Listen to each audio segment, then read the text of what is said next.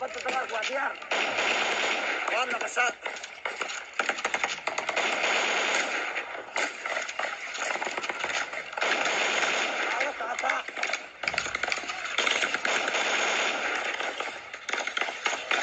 حبت وين حبت ما أقول نقلت حبت وين واديار دقائق daawadayaal insha Allah waxaan idinka dabageyn doonaa wararkii u dambeeyay ee dagaalkii ka socday dowlad deegaanka gaar ahaan gobolka Afdheer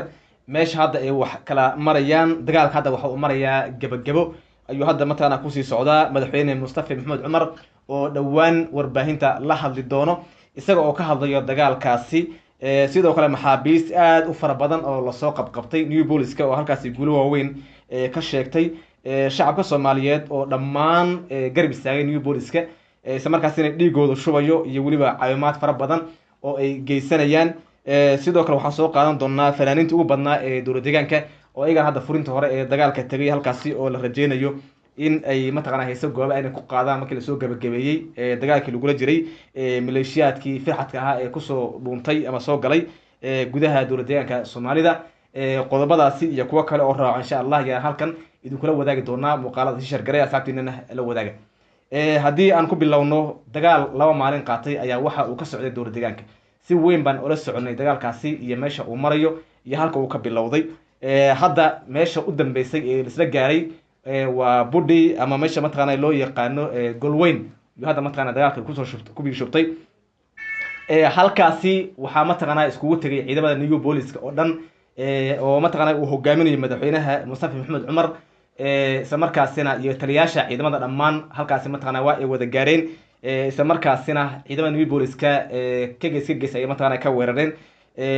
ciidamadii meesha soo weeraray ee maleeshiyaadkii firxadka ahna waxa ay sameeyeen inay dhulka oo dhan miinooyin inay ku aaseen marka ciidanka New Police waxa uu suurta gashay dagaalkii ay saaka aroortii bilaabay ilaa hadda inay ku soo qabqabteen maleeshiyaad aad u fara badan iyaga iyo hubkooda iyo waliba dhaawacooda aad u fara badan ay soo bandhigeen waxa kale oo ay ku guuleysteen iyadana miinooyin fara badan inay soo saareen waayo waxaan ognahay ciidamada New Police inay si gaar ah inay u tababaran yihiin ciidamada gaarka New Police mataqaan la yiraahdaa waxa uu suurta gashay inay markiiba ay miinooyinkii ay aaseen dhammaan inay mataqaan ay soo saareen intoodii badnaa haddana ay weerarkii mataqaan ay ku sii hayaan wax yar baa mataqaan dhina oo aan aad u badneen hadda dagaalka gabagaba ayuu marayaa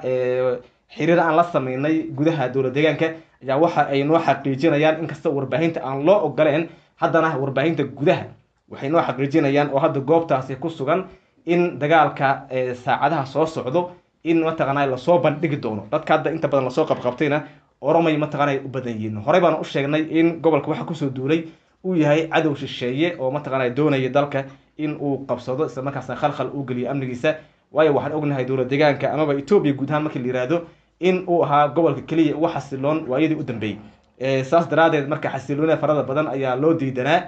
taasi marka ma aysan dhicin oo ciidanka gaarka New Police ayaa guulo waaweyn ka gaaray madaxweyne Mustafa Maxamed Cumar waxa la rajeynayaa in saacadaha soo socdo in uu warbaahinta la hadlo isaga oo ku sugan jiida hore furinta dagaalka asoo ku sugan inuu la hadlo maanta dhul badan ayuu mataqaana uu maray oo ay kamid ahayd meelihii dagaalka ka soo bilowday dadkii dhibaatooyinka loo geystay dhammaan waa soo maray asagii saraakiisha u sareysa ciidanka waxa kale oo xusid mudan in iyagana mataqaana shacabkii dhammaan ee qoryaha mataqaana inay qaateen in qof ka soo hub heli kari iyo xataa kii mataqaana ciidamada hore uga fariistay dhammaan inay dagaalka ka qayb qaadanayaan ayna gudaha u galeen oo mataqaana raggaas inay soo afjaraan ay doonayaan dhawaanna warbaahinta mataqaana ay u soo bandhigi doonaan dowladda Ethiopia federaalka way diiday in arintaasi ilaa laga soo gabagabeynayo in macluumaad sax ah in warbaahinta mataqaana lala wadaago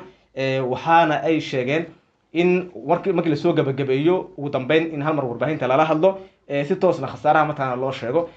sida saxda ah ee aan ka warqabno khasaaraha ciidanka New Police aad buu mataqaana u yar yahay markii loo fiiriyo dal aqoon iyo mataqaana dhulkii ay u dhasheen ay ku dagaalayeen saas daraadeed marka rag weerarka ahaa ee soo galay dalka yaa waxaa qabsaday in mataqaana halkaasi lagu burburiyay gawaaridoodii iyo saanadihii hubka ay wateen isla markaasina aysan u suurta gelin xataa in gurmad uu soo gaaro sidaba dagaalka haddii gurmad uusan soo gaaraynin way adag tahay in qofka dagaalka inuu sii wado maxaabiis aad u tiro badan baa mataqaana ayaa lasoo qabqabtay kuwa badanna mataqaana hadda dhawaan bay soo dhiibayaan dagaalkan insha Allah gabagabadiisa mataqaana ayuu ku dhow yahay waxaa halkaasi gaarayo oo hadda saacadii u dambeysay gaaray fanaaniinta dowlad deegaanka iyaga oo munaasabad weyn oo meeshaas lagu qaban doono kaga qaybgeli doono isla markaasina gowaaba ay u sameynayaan ciidanka new booliska ee halkaasi kusoo bandhigi doonaan sidoo kale shacabka dowlad deegaanka oo ay ugu horeeyaan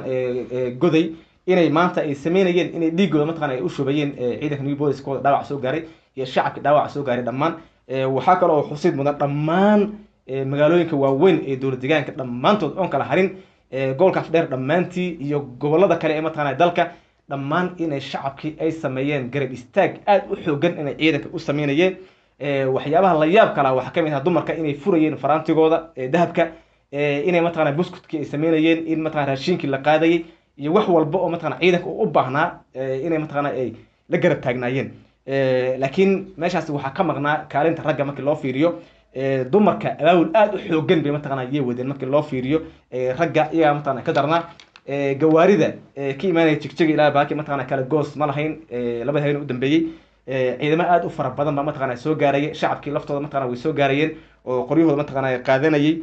sidoo kale waxaa meeshaasi ka dhacay wax aan inaba hayart aan caadi aan ahayn oo ah in shacabka dowlad deegaanka dhammaantii inuu yahay hal far inay midaysan yihiin yaa ka dhacday oo ah inaan qabiil aan loo kala eegin inaan wix kale loo kala qaadan oo dadkii dowlad deegaanka dhammaantood ay diideen in lasoo farageliyo dowlad deegaankooda isla markaasina dhammaantood ay garab istaageen ciidanka geesayaasha new booliska ayna ku ammaanan yihiin arrinta iyada dagaalkani waxaa uu muujiyey in shacabka dowlad deegaanka inuu yahay hal far dad baa mataqaana kala qaadayay qabiil iyo wixii kala qaadayay laakiin wax ka jira ha yaraatee ma jirin maanta waxay muujiyeen dhammaantood inay ciidanka new booliska inay garab taagan yihiin ayna yihiin ciidankooda gaarka ah sida weyn mataqaana markasta ay ugu ladaan ayna ku seexdaan waxaan la yaabay gudoomiyaha gobolka Bakool oo hadlay yaa waxa uu sheegay inuu yiri dagaalku waa ka xunnahay laakiinse ciidan waxaa jira new police oo meeshii ay ragga maanka ay soo mareen aata iyo meelo lamid ku hareeraysan oo shacabkii dhibaato u geysanayo cambaareen mataqaana aan sii soconin iyo mataqaana yuu sheegay taasi oo ku tusinayso in dagaalka markii la soo aabulayay iyo haddaba in asaga laftiisa ka warqabay mataqaana laga yaabo sida uu hadalkiisa u dhigay markii loo fiiriyo waxaan idila wadaagi doonaa insha Allah saacadaha soo socdana akhbaaraadka ugu dambeeyay oo ah gabagabadii halkaas lagu soo gabagabeeyay raggii duulaanka ku soo qaaday gudaha dalka Itoobiya gaar ahaan gobolka Afdheer barnaamijyadeena dama insha Allah ku soo qaadan doonaa waxaa xusid mudan in markasta aan gudaha si toos ah aan ula xiriireynay inaga oo doonaynay inaan shacabka iyaga aan siino warbixin sax ah oo ku haboon xilligeedina in la tabiyo mataqaana ku habooneed in mataqaana aan siinaynay saas daraadeed iyadan insha Allah wariyaasheena gudaha ku sugan insha Allah waad maqli doontaan iyagana iyagoo ka warramayo dagaalka gabagabadiisa iyo waliba khudbadii u dambeeyay halkaasi laga joodin doono munaasabad meeshaas gudaha lagu qaban doono